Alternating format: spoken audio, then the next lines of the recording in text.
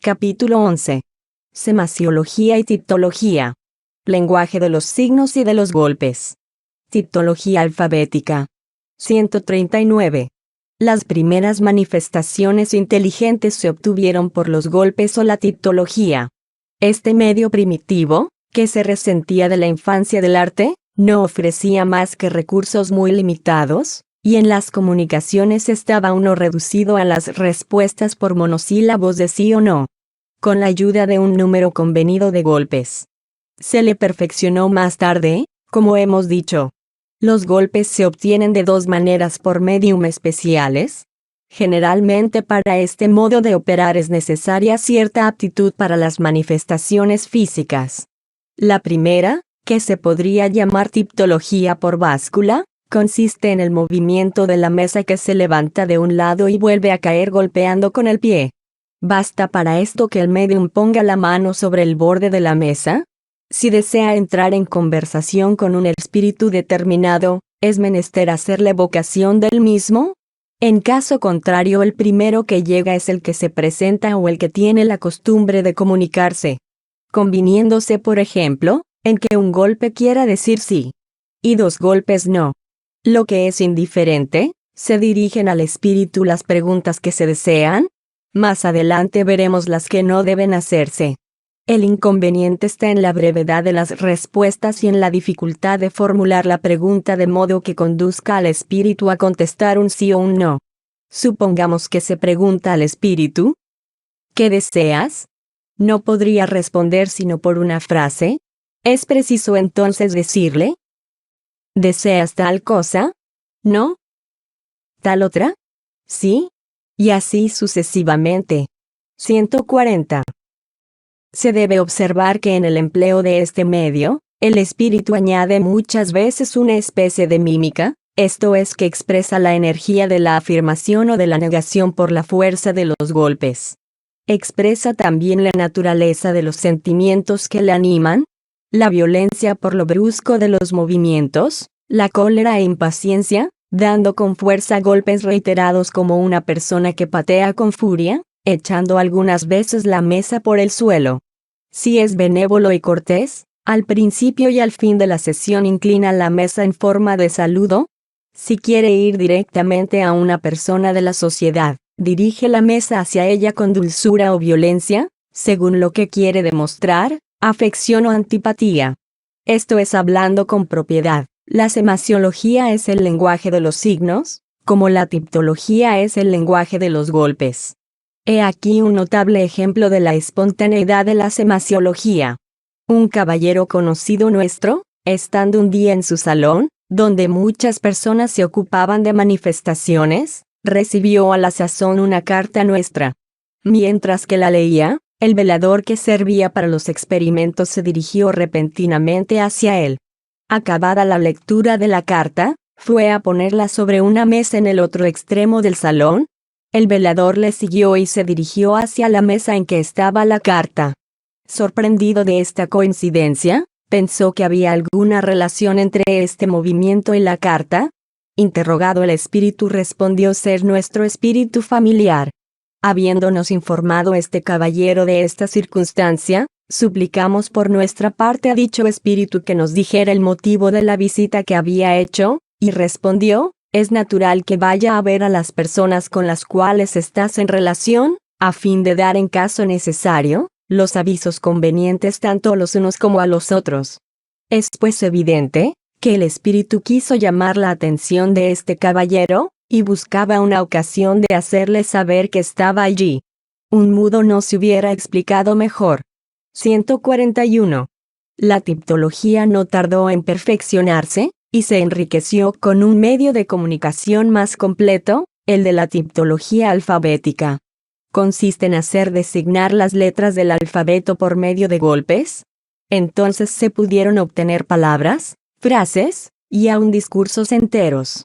Siguiendo cierto método, la mesa da tantos golpes como es preciso para indicar cada letra, esto es un golpe por A, dos por B, y así consecutivamente.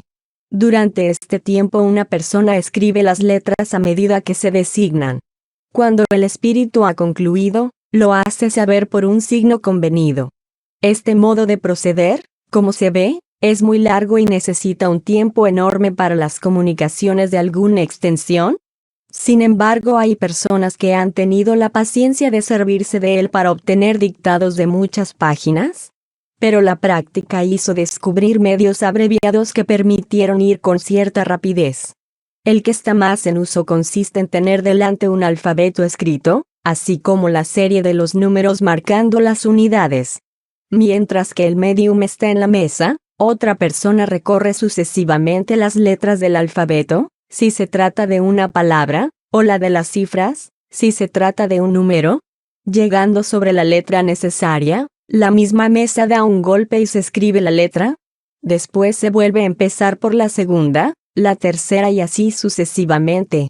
Si se ha equivocado en una letra, el espíritu lo advierte por muchos golpes o por un movimiento de la mesa y se vuelve a empezar.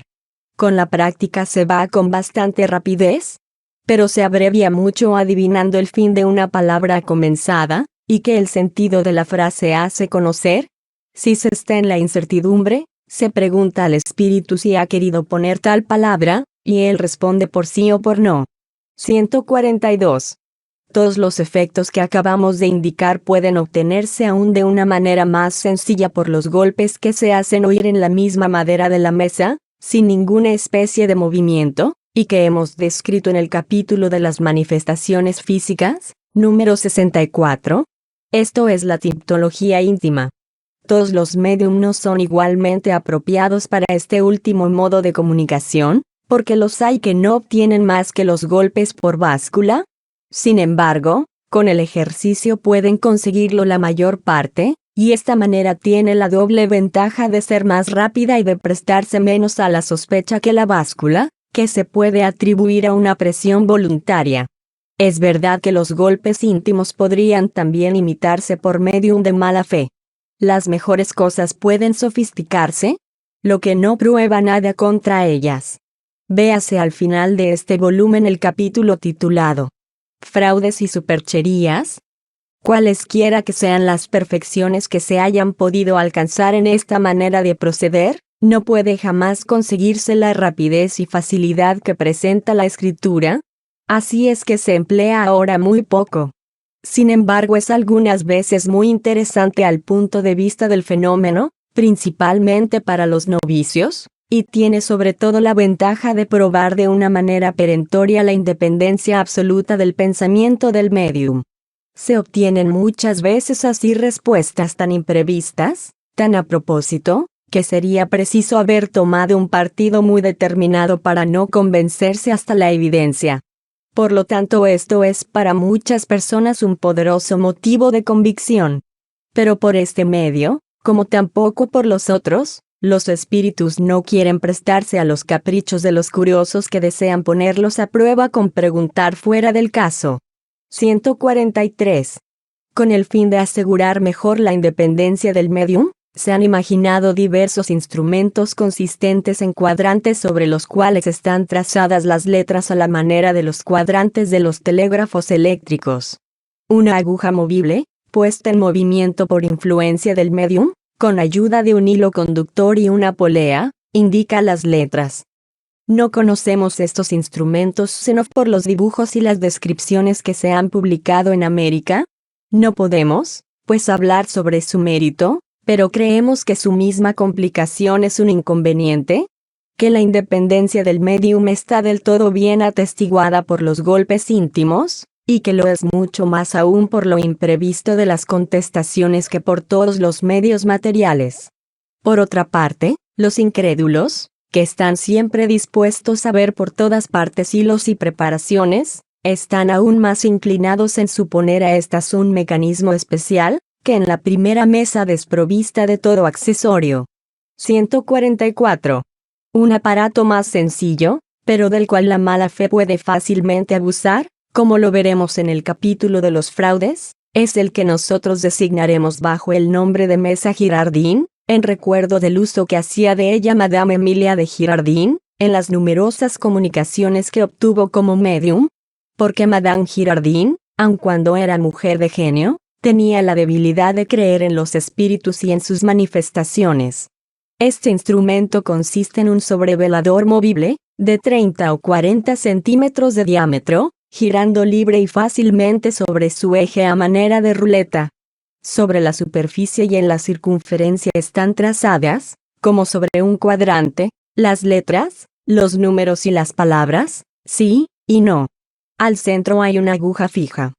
Colocando el medium sus dedos sobre el borde de la mesita, esta gira y se detiene cuando la letra deseada está bajo la aguja. Se toma nota de las letras indicadas y se forman así bastante rápidamente las palabras y las frases. Es de observar que la mesita no se escurre bajo los dedos, sino que los dedos quedan en ella aplicados siguiendo el movimiento de la mesita. Puede ser que un medium poderoso pudiese obtener un movimiento independiente, lo creemos posible, pero no hemos sido jamás testigos.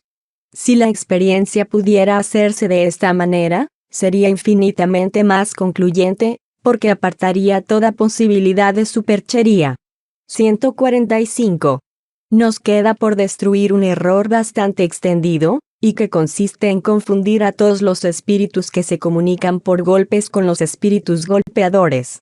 La tiptología es un medio de comunicación como otro, y que no es más indigno de los espíritus elevados que la escritura o la palabra. Todos los espíritus, buenos o malos, pueden pues servirse de él como de los otros modos. Lo que caracteriza a los espíritus superiores es la elevación del pensamiento y no el instrumento del que se sirven para transmitirlo. Sin duda prefieren los medios más cómodos y sobre todo más rápidos, pero a falta de lápiz y papel, se servirán sin escrúpulo de la vulgar mesa parlante, y la prueba de esto es que se obtienen por este medio las cosas más sublimes.